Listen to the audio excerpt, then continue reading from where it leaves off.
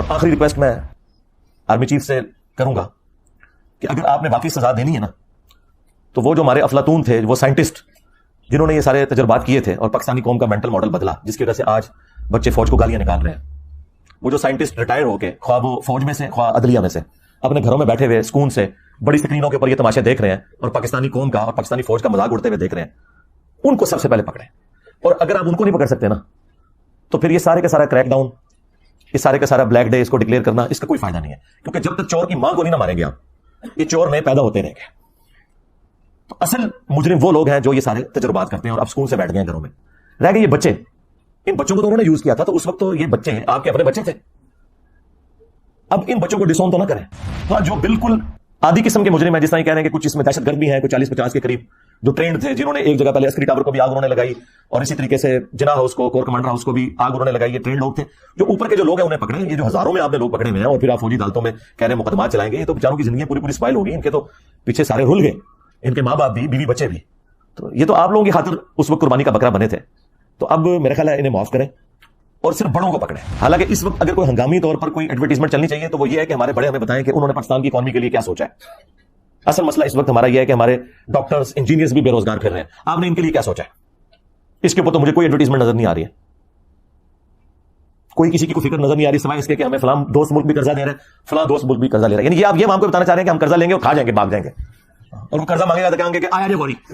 وہ اس طرح دنیا کا نظام چل رہا ہے. تو مئی کا ہی مہینہ تھا اور تاریخ تھی 12. ایک ڈکٹیٹر نے قتل عام کیا کراچی کے اندر صرف اپنی حکومت کو دوام دینے کے لیے. تو اصولاً تو اس دن کو بھی بلیک ڈے ڈکلیئر کرنا چاہیے تھا، کیونکہ عوام تو اس دن مری تھی. عوام اس دن بھی مری، وہ میڈیا تو رپورٹ نہیں کر رہا، لیکن عوام تو مری ہے. سوشل میڈیا کے ذریعے ویڈیوز تو پبلک میں عام ہوئی ہیں. تو اس طرح اگر بلیک ڈیز ہم گننا شروع کریں تو پاکستان کی ہسٹری بلیک ڈیز کے ساتھ بھری پڑی ہے. میرے نزدیک تو 12 اکتوبر 1999 بھی پاکستان کے لیے ایک بلیک ڈے تھا، جب ایک الیکٹڈ پرائم منسٹر کو اس طریقے سے بدماشی سے ہٹا کے، آپ علمی اختلاف تو کسی سے بھی کر سکتے ہیں، لیکن ایک الیکٹڈ گورنمنٹ کو اس طریقے سے ہٹانا اور اس کے بعد پھر ایک ڈکٹیٹر کا مسلط ہونا، وہ بھی بلیک ڈے تھا. بھٹو کو جس دن پھانسی دی گئی وہ پاکستان کے لیے وہی بلیک ڈے تھا.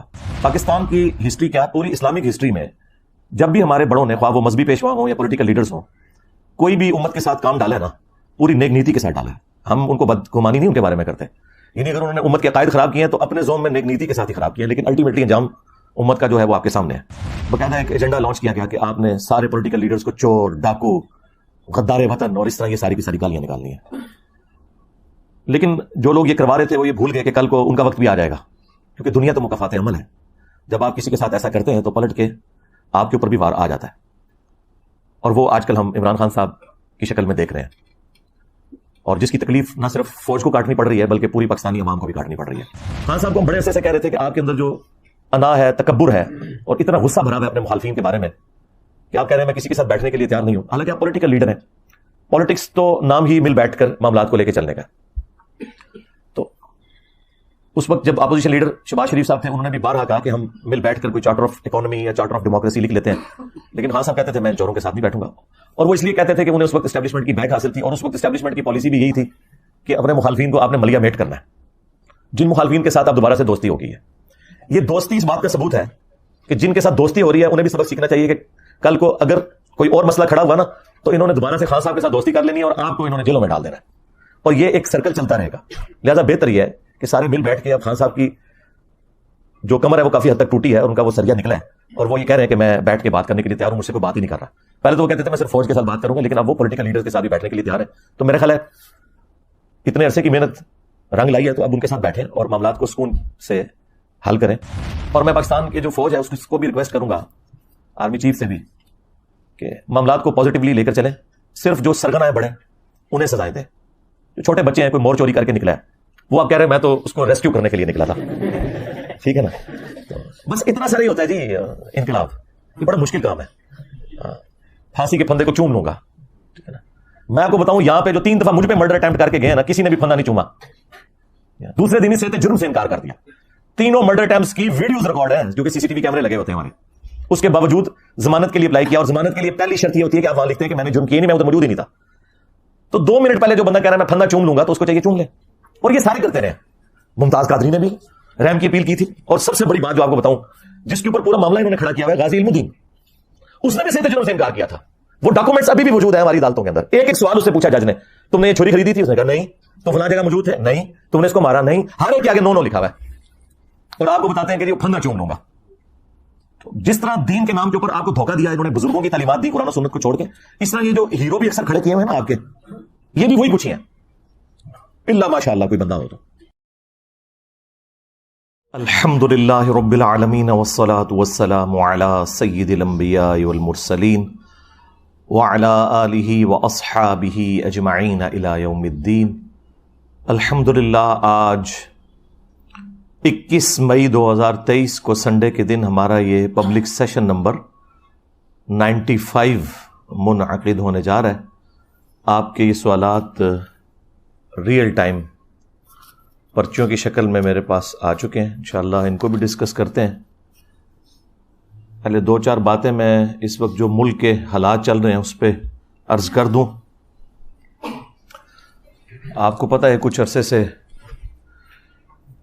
پاکستان کی جو پولیٹیکل سچویشن ہے یہ کافی زیادہ خراب ہو چکی ہوئی ہے, اور ظاہر ہے کہ اس کا ایفیکٹ پاکستان کی عوام پہ بھی پڑتا ہے. اور سب سے بڑھ کر یہ کہ ہمارے پولیٹیکل لیڈرز مذہب کی آڑ لے کر اپنے پولیٹیکل گینز کی خاطر عوام کو کسی خاص ٹریک کے اوپر چڑھا دیتے ہیں. اس کا نقصان پھر مجھے اٹھانا پڑتا ہے.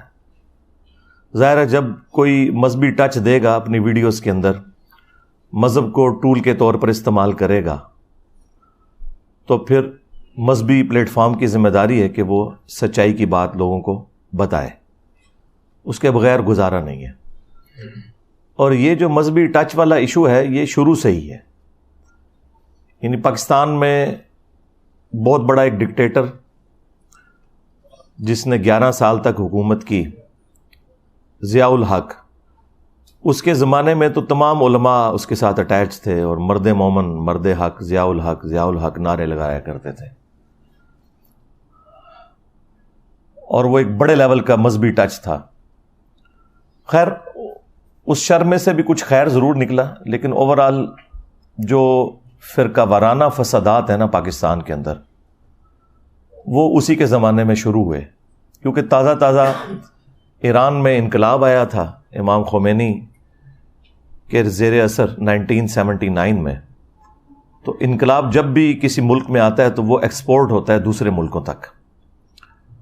تو سعودی عرب کے بھی کان کھڑے ہو گئے, انہوں نے پاکستان میں پیسہ لگایا اور یہاں پر انہوں نے دیوبند مکتب کو یوز کیا اس حوالے سے کہ ایک پراکسی وار ایران اور سعودیہ کی پاکستان میں شروع ہو گئی, جس میں بہت قتل و غارت ہوا. یہ میں ضیاء الحق کے دور کی بات کر رہا ہوں. اس وقت کئی نان اسٹیٹ ایکٹر تنظیمیں بنی, اور اس وقت ہمارے ریاستی اداروں کے انڈر وہ لوگ کام کرتے تھے, اور یہاں تک بات پہنچی کہ ٹوائلٹس کے اندر بھی نعرے لکھے گئے شیعہ کافر. حالانکہ شیعہ کا لفظ بھی قرآن کا ہے, کافر کا لفظ بھی قرآن کا ہے, حروف تہجی قرآن کے ہیں. آپ شیطان کا نام بھی ٹوائلٹ میں نہیں لکھ سکتے, جوتی کے اوپر نہیں لکھ سکتے. حروف تہجی کا تو احترام ہے نا, وہ شیطان کا احترام نہیں ہو رہا, قرآن کے حروف تہجی کا احترام ہے. اور یہ سلسلہ جاری رہا, اور پھر اس کا اینڈ ہوا جب امریکہ یہاں سے چلا گیا, اور پاکستان نے پھر ایک نیا یو ٹرن لیا. کہاں وہ ہارڈ لائنر ایک ڈکٹیٹر مذہب کے پوائنٹ آف ویو سے, اور کہاں ایک لبرل قسم کا ڈکٹیٹر مشرف پاکستان پہ مسلط ہوا, اور ہر چیز 180 ڈگری پھر گئی. یعنی پہلے فوج کے اندر اگر کسی نے چھٹی لینی ہوتی تھی تو وہ سروزے لگاتا تھا, چلے لگاتا تھا. اور چونکہ ضیاء الحق کا تعلق دیوبند مکتب سے تھا, وہ لال مسجد والوں کا بڑا معتقد تھا, نماز بھی وہیں پڑھا کرتا تھا. اس وجہ سے اس نے ایک مذہبی ٹچ فوج کے اندر دیا کہ جو کوئی تبلیغی جماعت کے ساتھ جانا چاہے تو اسے عام اجازت ہے, اسے چھٹی دے دی جائے. اور یہ لال مسجد کافی عرصہ تک ISI کا بھی ہیڈ کوارٹر بنی رہی.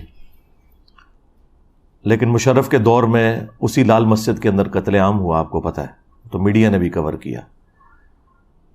اور پھر اس کی تکلیف ہم نے کم از کم 10-15 سال تو کاٹی خودکش حملوں کی شکل میں. یہ پوری وہ ہسٹری ہے جو میں آپ کو بتا رہا ہوں پاکستان کی. تو جب یہ مشرف آیا تو اس نے انلائٹنڈ ماڈریشن ایک نعرہ لگایا، سب سے پہلے پاکستان. وہ سب سے پہلے پاکستان کا مطلب یہ کہتا تھا کہ ابھی اسلام کو چھوڑو، پاکستان کو لے کے چلو. حالانکہ پاکستان اس لیے تو نہیں بنا تھا، لیکن ظاہر ہے چونکہ ایک کمانڈ تھی اوپر، نچلے والے لوگ بھی بیچارے مجبوراً اوبے کرتے تھے، ناراض بھی تھے. ریٹائرمنٹ کے بعد کتابیں بھی لکھتے رہے. اس وقت کوئی اس کے سامنے کھڑا نہیں ہوا. اور مذہبی لوگوں کے لیے زمین تنگ ہو گئی فوج کے اندر. داڑھی والے لوگوں کے لیے جو مذہبی لوگ تھے اس وقت، ان کی جو وہ ACRs لکھی جاتی ہیں نا، اس میں ایک ٹرم ڈیوائز کی گئی، ریلیجسلی موٹیویٹڈ. وہ آج تک چلتی ہے. یعنی کوئی مذہبی بندہ ہو نا کہ اس کو ہم نے اس رینک سے اوپر نہیں لے کے جانا، تو اس کے اوپر وہ لکھ دیتے ریلیجسلی موٹیویٹڈ. اس کا مطلب ہوتا ہے کہ یہ مذہب کے طور پر ایک موٹیویٹڈ بندہ ہے، تو اس کو ہم نے اوپر نہیں لے کے جانا. تو اس طرح کے سارے معاملات شروع ہوئے، اور اس کا انجام جو ہے وہ آپ کے سامنے ہے. کیا ہوا؟ اس سے جان چھوٹی. پھر یہاں پہ ایک ڈیموکریٹک گورنمنٹ آ گئی، اور وہ ساری زرداری صاحب کے ہاتھ میں تھی. ان کا ٹینیور پورا ہوا، پھر نواز شریف صاحب آئے، اور پھر نواز شریف صاحب کے دور میں نئے تجربات شروع ہو گئے. عمران خان صاحب کو لانچ کیا ہماری اسٹیبلشمنٹ نے، بڑی نیک نیتی کے ساتھ کیا. پاکستان کی ہسٹری کیا، پوری اسلامک ہسٹری میں جب بھی ہمارے بڑوں نے، خواہ وہ مذہبی پیشوا ہوں یا پولیٹیکل لیڈرز ہوں، کوئی بھی امت کے ساتھ کام ڈالا ہے نا، پوری نیک نیتی کے ساتھ ڈالا ہے. ہم ان کو بدگمانی نہیں ان کے بارے میں کرتے. یعنی اگر انہوں نے امت کے عقائد خراب کیے ہیں تو اپنے زوم میں نیک نیتی کے ساتھ ہی خراب کیے ہیں، لیکن الٹیمیٹلی انجام امت کا جو ہے وہ آپ کے سامنے ہے. اور یہی کچھ یہاں پہ بھی ہوا. اور وہ صرف پولیٹیکل اختلاف رہتا تو پہلے بھی تھا. باقاعدہ ایک ایجنڈا لانچ کیا گیا کہ آپ نے سارے پولیٹیکل لیڈرز کو چور، ڈاکو، غدار وطن اور اس طرح یہ ساری کی ساری گالیاں نکالنی ہیں. لیکن جو لوگ یہ کروا رہے تھے وہ یہ بھول گئے کہ کل کو ان کا وقت بھی آ جائے گا، کیونکہ دنیا تو مکافات عمل ہے. جب آپ کسی کے ساتھ ایسا کرتے ہیں تو پلٹ کے آپ کے اوپر بھی وار آ جاتا ہے. اور وہ آج کل ہم عمران خان صاحب کی شکل میں دیکھ رہے ہیں،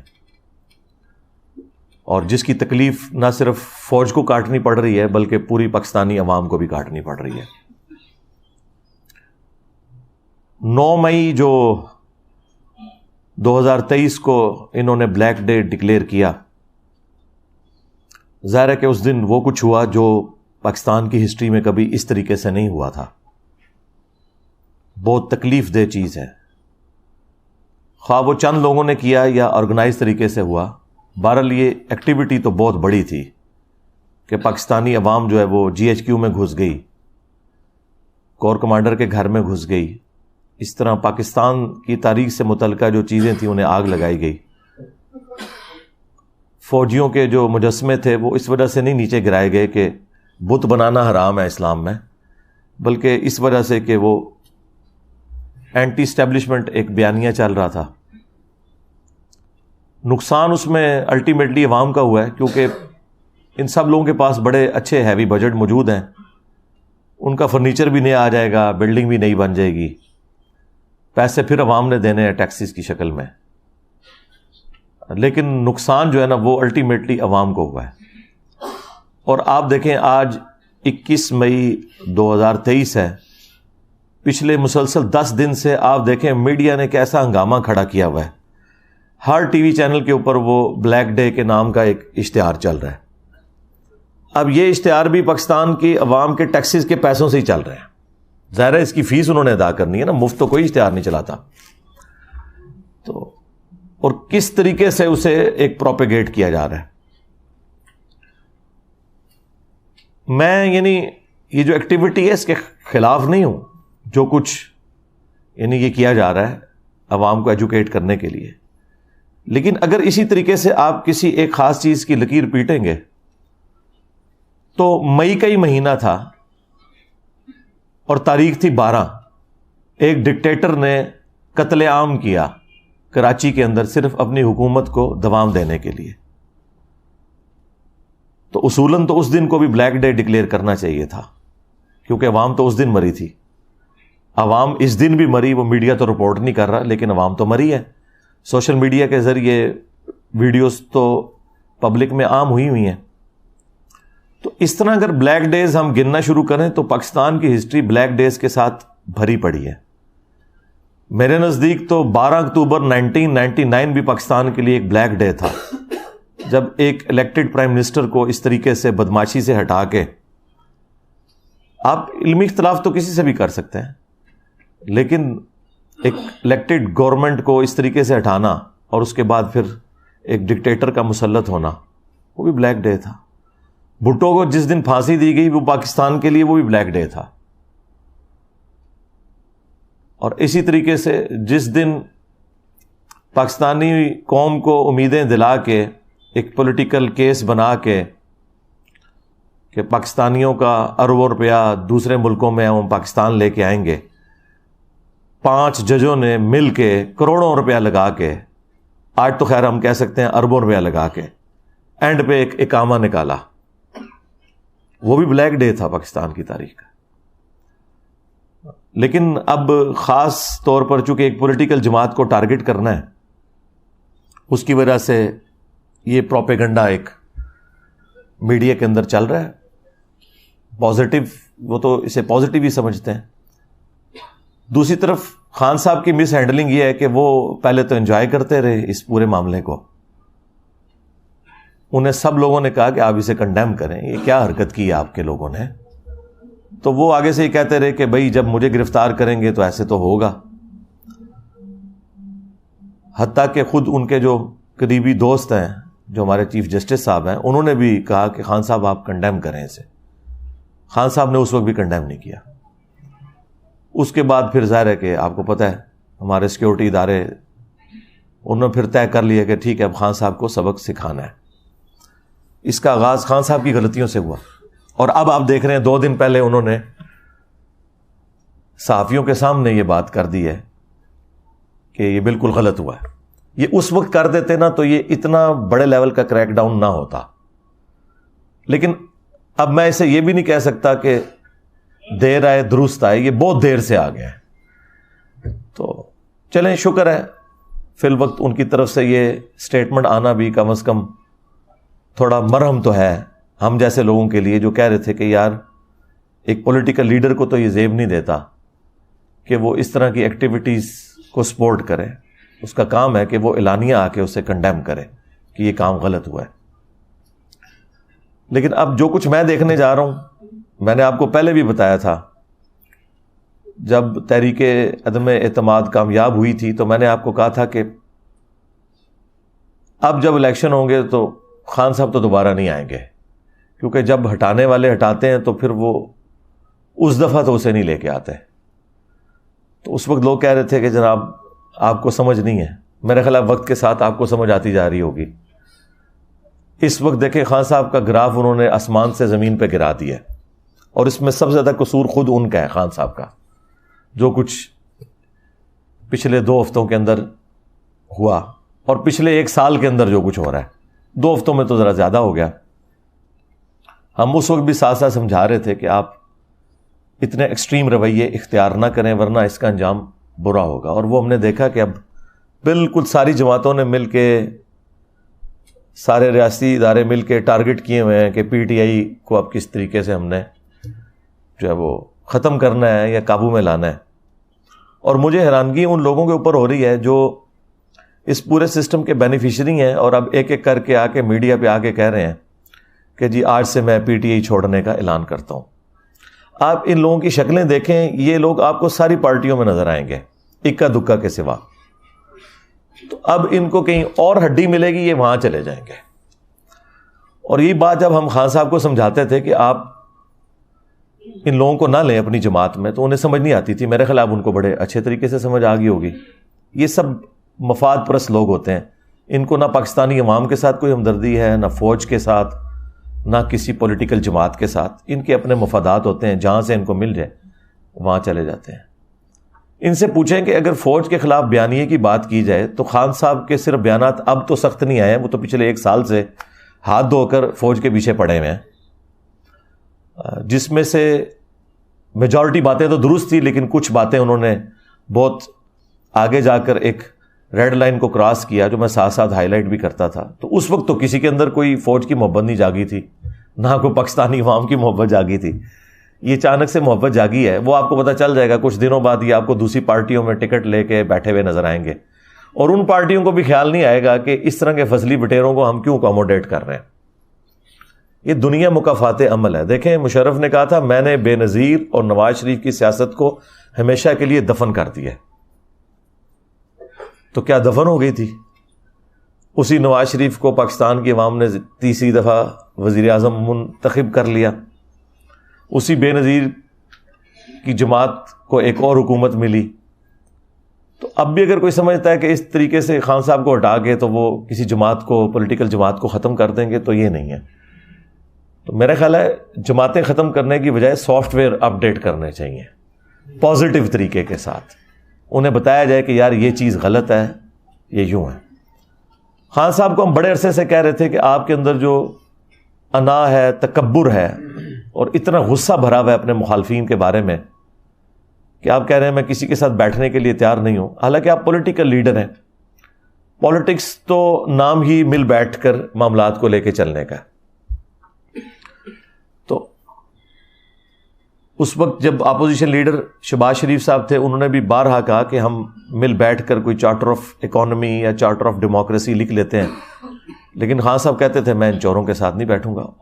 اور وہ اس لیے کہتے تھے کہ انہیں اس وقت اسٹیبلشمنٹ کی بیک حاصل تھی، اور اس وقت اسٹیبلشمنٹ کی پالیسی بھی یہی تھی کہ اپنے مخالفین کو آپ نے ملیا میٹ کرنا ہے.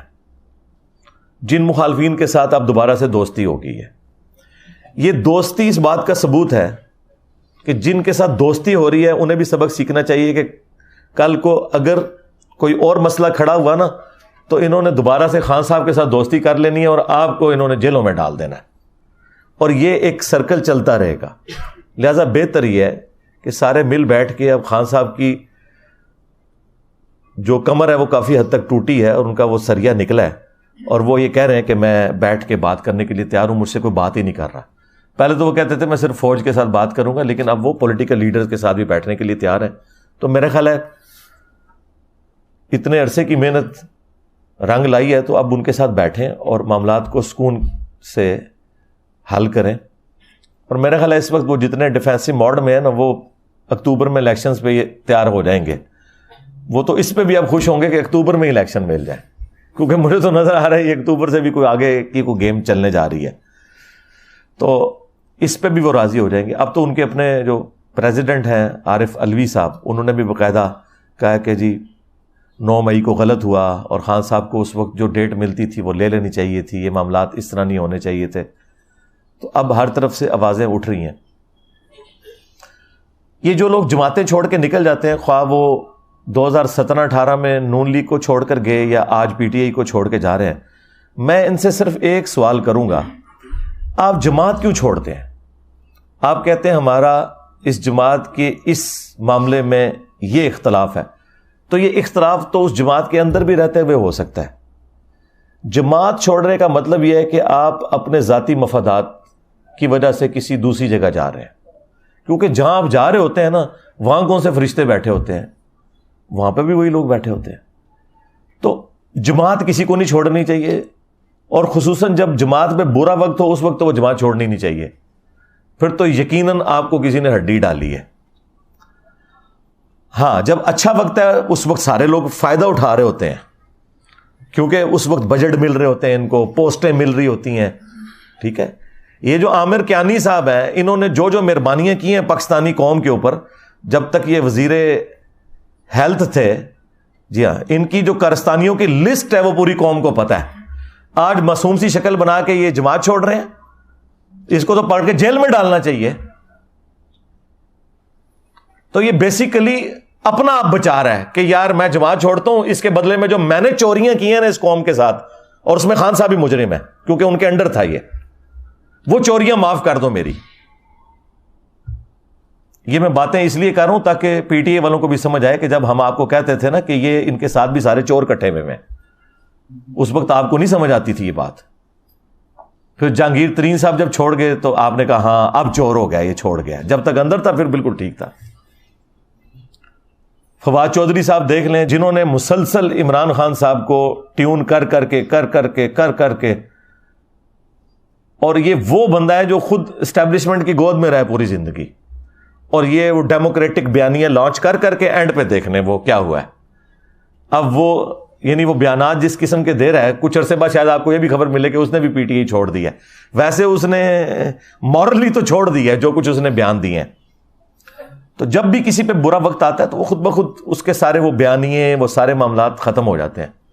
یہ ساری باتیں میں اس لیے اپنے پلیٹ فارم سے کرتا ہوں کہ پاکستان میں سیاست اور مذہب اس طرح جڑی ہوئی ہے، اور خصوصاً ہماری جو ینگ جنریشن ہے نا، وہ تو خان صاحب کی وجہ سے پالیٹکس کے ساتھ اٹیچ ہوئی، اور خان صاحب نے جو مذہبی ٹچ دیا ہے اور جو مذہبی تڑکا لگایا ہے اپنی سیاست کو، اس کی وجہ سے ہمارے بھی جو ٹین ایجرز بچے ہیں نا، وہ بھی مطلب ایک مذہبی پیشوا کے طور پر پولیٹیکل لیڈرز کو دیکھنا شروع کر دیتے ہیں.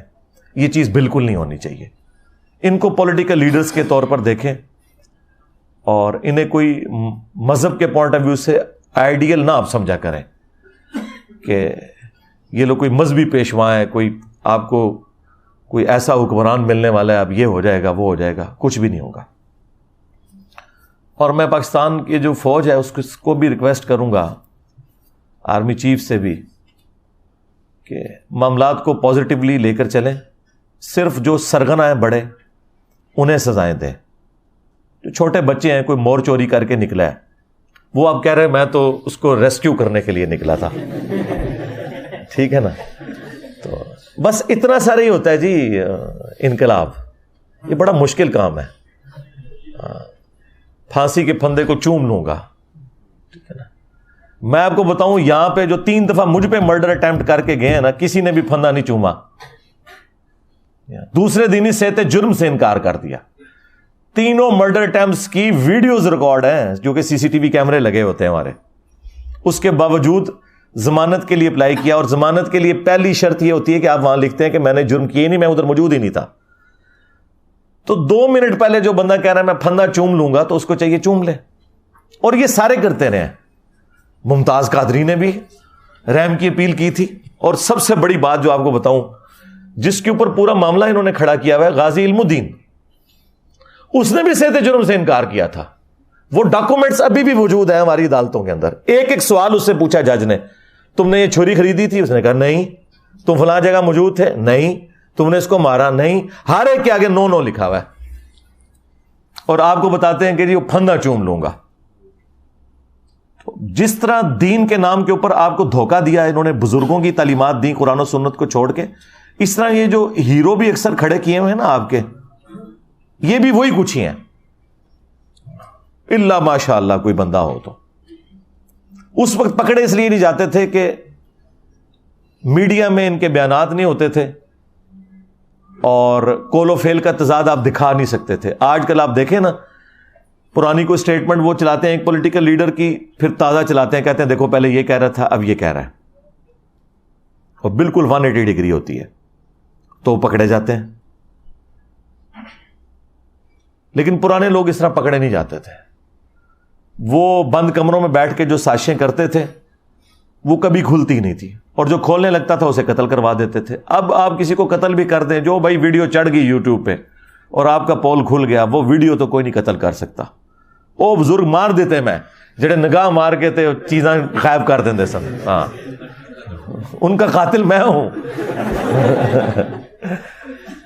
تو علمی طور پہ میں نے ان سب کو اللہ کے فضل سے قتل کر دیا. میں نے کیا کیا، اللہ نے میرے ذریعے قتل کروا دیا علمی طور پہ، الحمدللہ. تو آئندہ کے لیے بھی ہوش کے ناخن لیں آپ لوگ. اب کوئی نیا سپر مین عمران خان صاحب کے بعد لانچ نہ ہو رہا اور آپ پھر اس کے پیچھے لگ جائیں. ٹھیک ہے؟ تو اس لیے بچ کے رہیں اس طرح کے معاملات کے اندر. پالیٹکس کو پالیٹکس رہنے دیں. اس کو جب مذہبی ٹچ لگتا ہے نا تو آپ سمجھ جائیں کہ یہ مذہبی ٹچ اس لیے ہو رہا ہے کہ آپ کو یوٹیلائز کیا جائے اپنے مقاصد کے لیے. بس صرف یہ ہوتا ہے. اور آخری ریکویسٹ میں آرمی چیف سے کروں گا کہ اگر آپ نے واقعی سزا دینی ہے نا تو وہ جو ہمارے افلاطون تھے, وہ سائنٹسٹ جنہوں نے یہ سارے تجربات کیے تھے اور پاکستانی قوم کا مینٹل ماڈل بدلا, جس کی وجہ سے آج بچے فوج کو گالیاں نکال رہے ہیں, وہ جو سائنٹسٹ ریٹائر ہو کے خواہ وہ فوج میں سے خواہ عدلیہ میں سے اپنے گھروں میں بیٹھے ہوئے سکون سے بڑی سکرینوں کے اوپر یہ تماشے دیکھ رہے ہیں اور پاکستانی قوم کا اور پاکستانی فوج کا مذاق اڑتے ہوئے دیکھ رہے ہیں, ان کو سب سے پہلے پکڑیں. اور اگر آپ ان کو نہیں پکڑ سکتے نا تو پھر یہ سارے کا سارا کریک ڈاؤن, یہ سارے کا سارا بلیک ڈے اس کو ڈکلیئر کرنا, اس کا کوئی فائدہ نہیں ہے. کیونکہ جب تک چور کی ماں کو نہیں نہ ماریں گے آپ, یہ چور نئے پیدا ہوتے رہیں گے. تو اصل مجرم وہ لوگ ہیں جو یہ سارے تجربات کرتے ہیں اور اب سکون سے بیٹھ گئے ہیں گھروں میں. رہ گئے یہ بچے, ان بچوں کو تو انہوں نے یوز کیا تھا, تو اس وقت تو یہ بچے آپ کے اپنے بچے تھے. اب ان بچوں کو ڈسون تو نہ کریں, خود ان کو یہ راستہ دکھا کے. ہو سکتا ہے آج کی قیادت یہ کہ جی ہم اس سسٹم کا حصہ نہیں, وہ پرانی قیادت تھی. تو بھئی یہ بچے بھی پرانی قیادت نے بنائے ہوئے تھے. اگر آپ اس پرانی قیادت کو سزا نہیں دے سکتے تو ان بچوں سے بھی درگزر کریں. ہاں, جو بالکل آدھی قسم کے مجرم ہیں, جس طرح یہ کہہ رہے ہیں کہ کچھ اس میں دہشت گرد بھی ہیں, کچھ 40-50 کے قریب جو ٹرینڈ تھے, جنہوں نے ایک جگہ پہلے عسکری ٹاور کو بھی آگ انہوں نے لگائی, اور اسی طریقے سے جناح ہاؤس کو, کور کمانڈر ہاؤس کو بھی آگ انہوں نے لگائی. یہ ٹرینڈ لوگ تھے. جو اوپر کے جو لوگ ہیں انہیں پکڑیں. یہ جو ہزاروں میں آپ نے لوگ پکڑے ہوئے ہیں اور پھر آپ فوجی عدالتوں میں کہہ رہے ہیں مقدمات چلائیں گے, یہ تو بیچاروں کی زندگیاں پوری پوری سپائل ہو گئی. ان کے تو پیچھے سارے رل گئے, ان کے ماں باپ بھی, بیوی بچے بھی. تو یہ تو آپ لوگوں کی خاطر اس وقت قربانی کا بکرا بنے تھے.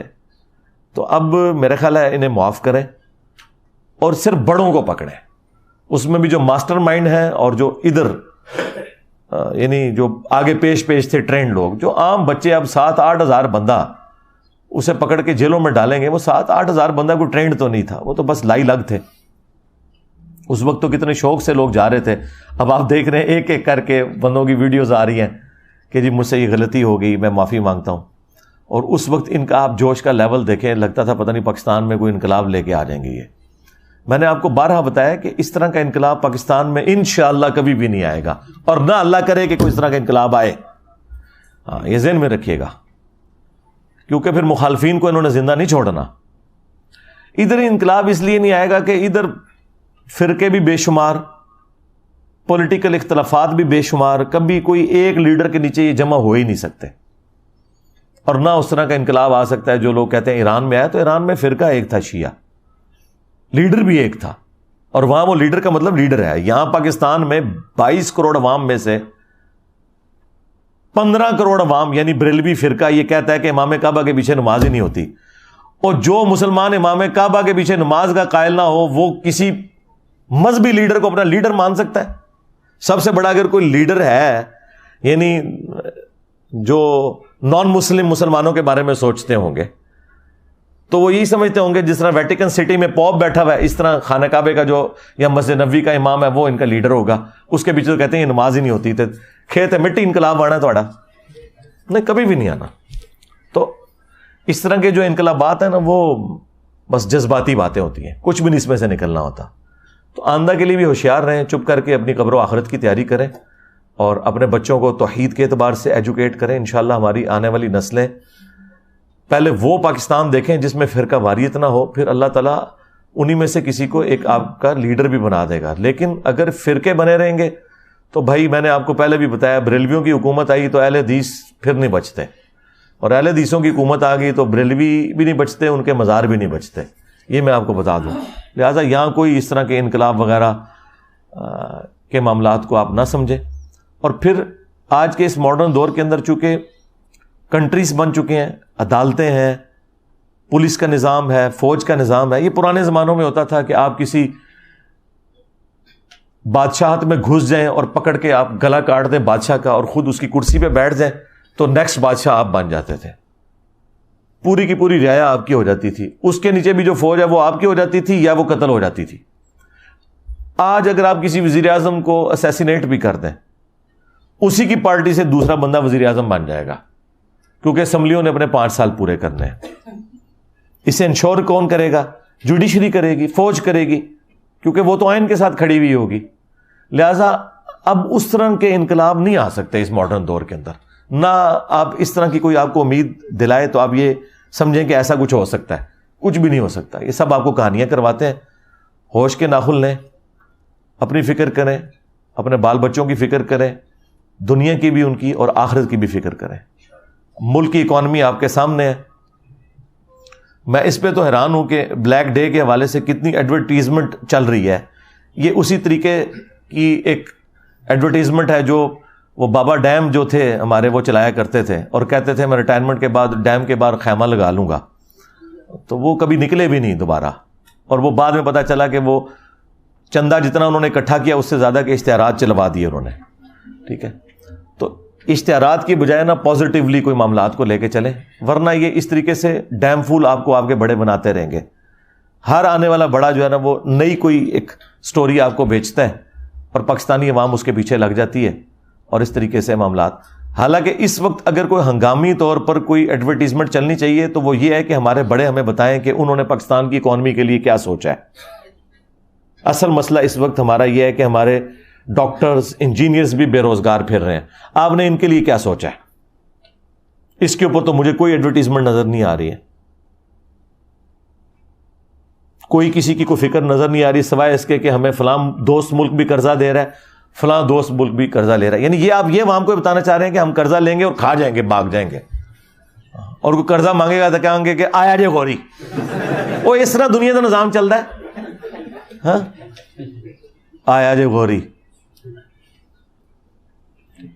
تو ہمیں بتائیں کہ اس وقت ملک کہاں پہ کھڑا ہے، کتنے لوگ بے روزگار ہیں، اتنے لوگوں کی روزگار کا آپ نے اتنے سالوں میں کیا بندوبست کیا ہوا ہے، ہماری بیسک نیڈز کس طرح پوری ہوں گی، اس کے اوپر ہمیں کوئی لائے عمل بتایا جائے۔ اور ٹوٹلی پچھلے 10 دن سے آپ دیکھ رہے ہیں کہ ایک ہی رونا رویا جا رہا ہے، اور یہ تو ایک وقتی مسئلہ حل ہو جائے گا۔ جو پرماننٹلی ہمارے ساتھ مسائل اٹیچ ہے نا، سب سے بڑا ہمارا اکانومی کا مسئلہ، اس کے بعد بیسک ایجوکیشن کا مسئلہ، اس کے بعد ہیلتھ کا ایشو، ہمارا سیکیورٹی ایشو تو بعد میں آئیں گے ہمارے۔ اصل تو مسئلہ یہ ہے کہ جب روٹی نہیں ہے پیٹ میں ڈالنے کو تو باقی سارے مسئلے کیسے بڑے ہو سکتے ہیں اس کے مقابلے میں۔ وہ تو سیاڑے تو کہتے ہیں روٹی جڑا وہ 6واں فرض ہے اسلام دا۔ ہاں ظاہر ہے جی، مفلسی تو کفر کے قریب ہے۔ تو ہم اینڈ پہ پاکستان کے لیے، پاکستان کی عوام کے لیے، پاکستان کے بڑوں کے لیے بالخصوص اور پورے عالم اسلام کے لیے بالعموم دعا کرتے ہیں کہ اللہ تعالیٰ ان سب کی مشکلات آسان فرمائے، اور جن جن بھلائیوں کا سوال رسول اللہ صلی اللہ علیہ وآلہ وسلم نے کیا تمام مسلمانوں کے حق میں ان بھلائیوں کو قبول فرمائے، اور جن جن چیزوں کے شر سے اللہ کے محبوب صلی اللہ علیہ وآلہ وسلم نے پناہ طلب کی ان تمام چیزوں کے اگینسٹ ہم سب کو پناہ عطا فرمائے۔ ربنا آتینا من لدنک رحمہ وہیئ لنا من امرنا رشدا۔ اللہم ربنا آتینا فی الدنیا حسنہ وفی الآخرة حسنة وقنا عذاب النار۔ اللہم احسن عاقبتنا فی الامور كلها واجرنا من خزي الدنیا وعذاب الآخرة۔ اللہم صلی علی محمد وعلی آل محمد واصحاب محمد وازواج محمد وامت محمد اجمعین الی یوم الدین، آمین۔